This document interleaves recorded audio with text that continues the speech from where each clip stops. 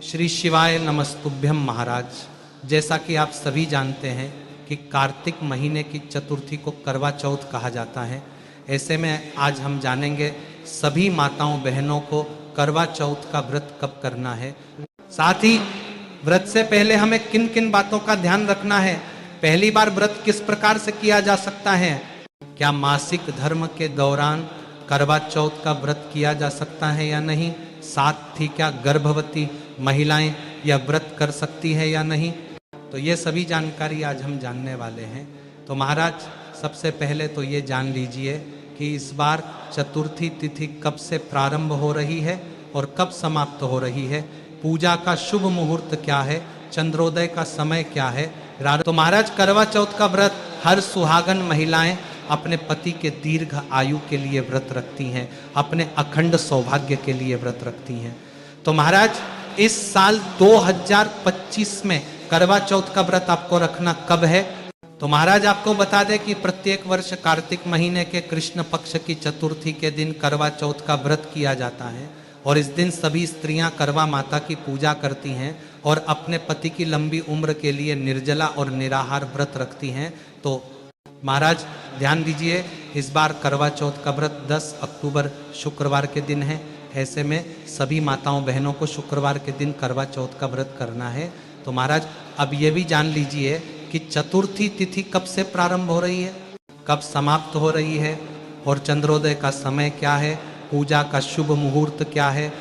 तो आपको बता दें कि चतुर्थी तिथि प्रारंभ हो रही है 9 अक्टूबर गुरुवार रात्रि में 10:55 से और चतुर्थी तिथि समाप्त हो रही है 10 अक्टूबर शुक्रवार को शाम 7:38 पर।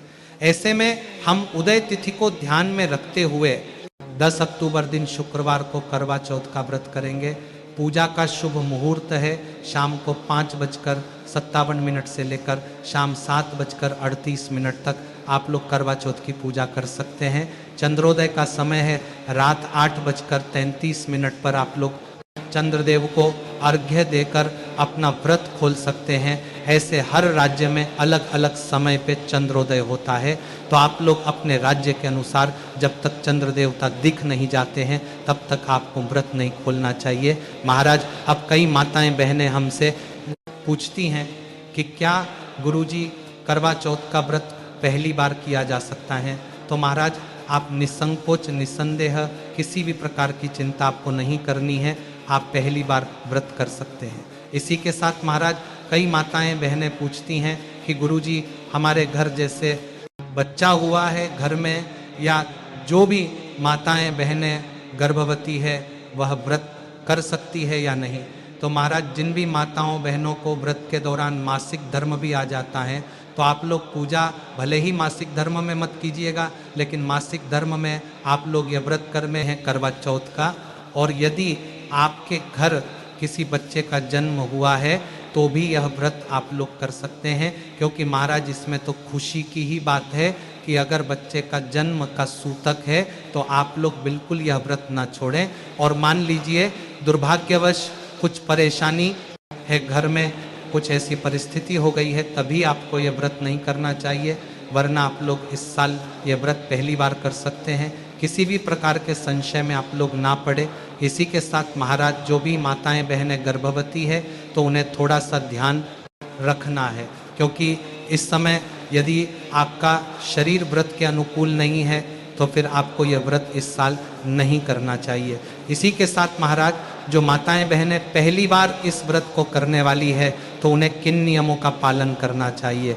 तो देखिए, पहली बार कोशिश करें अपना कि आप लोग जैसे जो बायना वगैरह निकालते हैं उसमें एक साड़ी ज़रूर निकालिएगा, और कोरा साड़ी से ही अगर आप चाहे तो कर सकते हैं।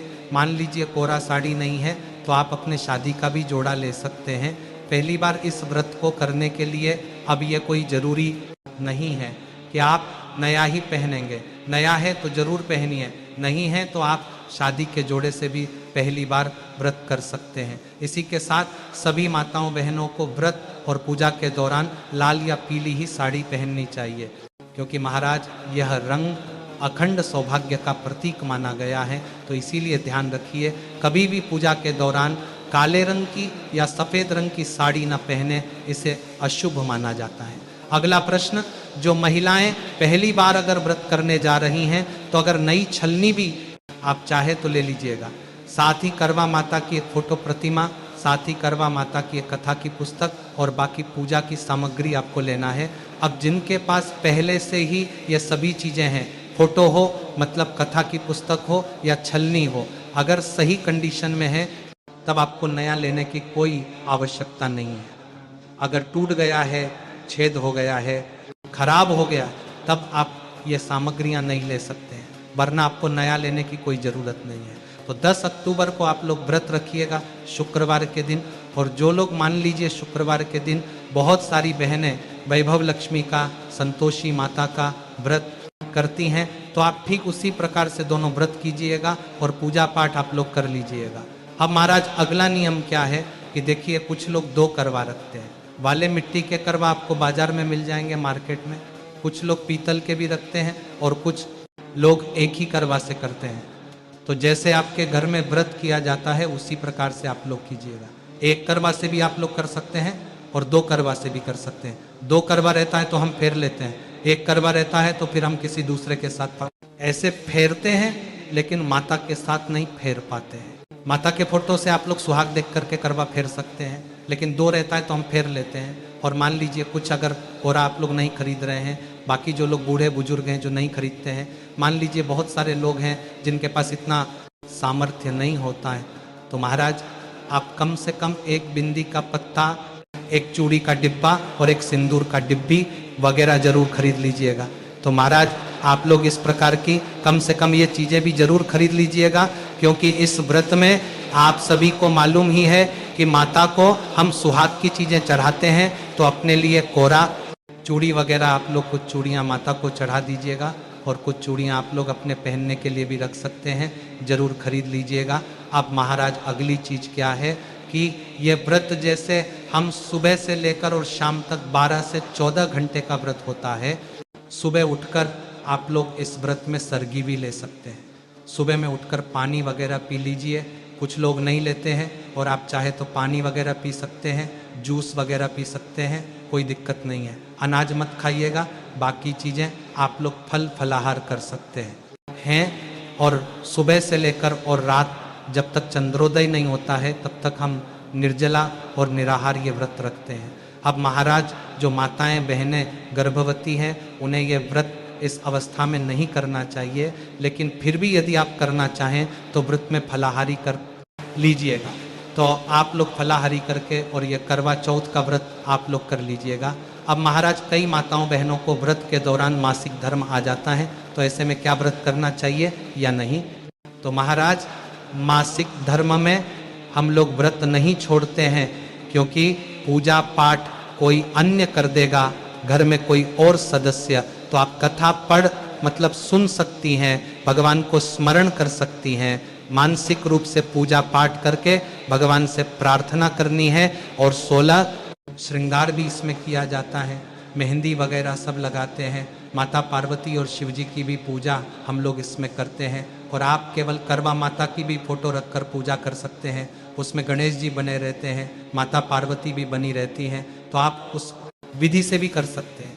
तो महाराज इस व्रत में आपको करवा ले लेना है और माता की फोटो लेनी है और साथ में छलनी हमें लेना होती है और साड़ी कपड़ा आपके मतलब आपकी इच्छा के ऊपर है, कोरा लेना है या नहीं लेना है। और पहली बार आप लोग बायना में साड़ी जरूर निकालिएगा।